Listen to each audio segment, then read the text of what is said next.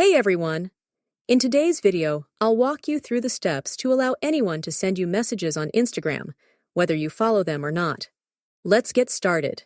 First, open the Instagram app on your iPhone or Android device. Head to your profile by tapping on the profile icon at the bottom right corner of the screen. Once you're on your profile, tap the three horizontal lines in the top right corner to open the menu. Then select Settings and Privacy. Under Privacy, find and tap on Message Controls.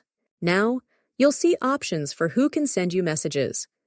First, tap on Your Followers on Instagram and select Message Request to allow messages from people you follow. Next, tap on Others on Instagram to allow messages from anyone else, including people you don't follow. Set this to Message Request as well. Once you've done this, you'll see a confirmation message stating that message requests from other accounts will go to your Message Requests folder. And that's it!